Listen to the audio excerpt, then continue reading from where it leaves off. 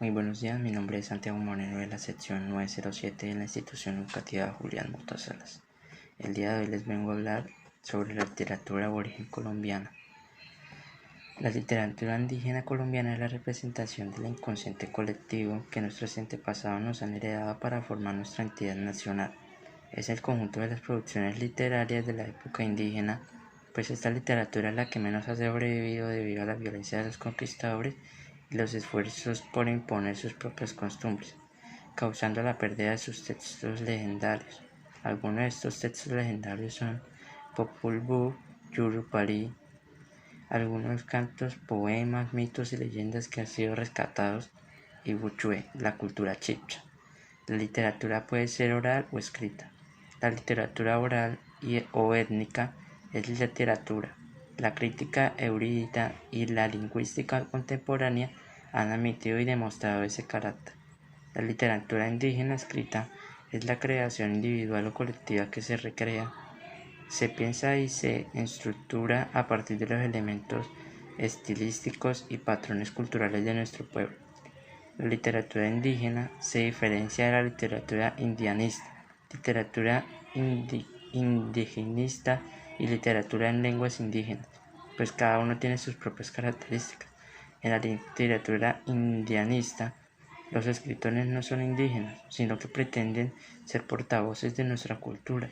En la literatura indigenista, los escritores tampoco son indígenas, pero tratan de adentrarse en nuestros pensamientos desde su perspectiva. Tratan de penetrar nuestra cosmología indígena y ya sus personajes indígenas son más convincentes. La literatura en lenguas indígenas es realizada por indígenas que han accedido a la escritura de la lengua autóctona mapudungún escrito y están produciendo textos, aunque debe decirse que el uso escrito de mapudungún aún está siendo empleado solo como instrumento para decir lo que se piensa y se construye en la forma como se hace en castellano, es decir, falta una reflexión y búsqueda de formas literarias en el mapudungún, reconociendo que su contribución en la escritura en lengua mapuche y la recopilación de la tradición oral existente en las comunidades. Tipos de literatura. Esa literatura quechua, que es el conjunto de las manifestaciones literarias que existieron antes de la llegada de los españoles. Los idiomas importantes del imperio fueron el aymara y el quechua.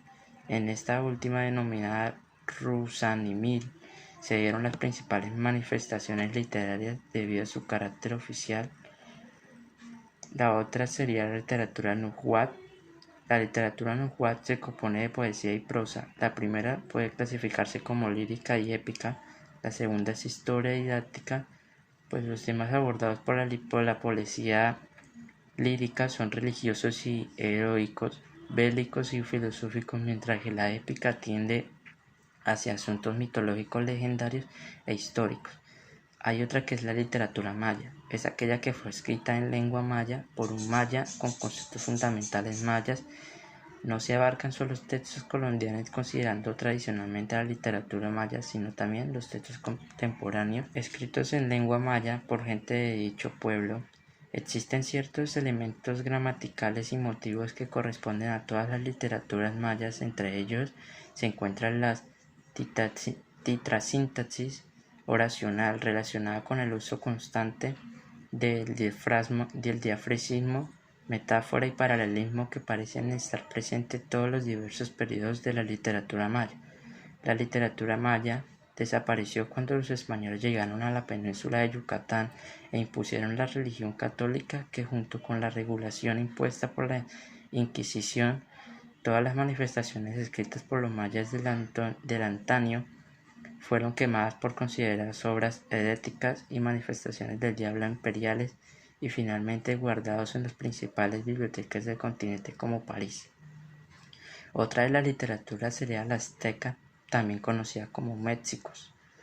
Fueron un pueblo indígena de civilización náhuatl. Su cultura logró desarrollar una escritura jeroglífica e ideográfica, aunque nunca se ha podido comprobar si se representaban los sonidos con letra. En el momento de la llegada de los conquistadores españoles, los aztecas se encontraban en una etapa fonética. La última sería la literatura mapuche. Coexisten dos expresiones literarias distintas de la etnoliteratura, manifestación oral en la Mapudungun de la memoria ancestral e histórica, regida principalmente por reglas intraculturales, y una literatura bilingüe en el Mapudungun español o solo en español escrita por autores mapuyos.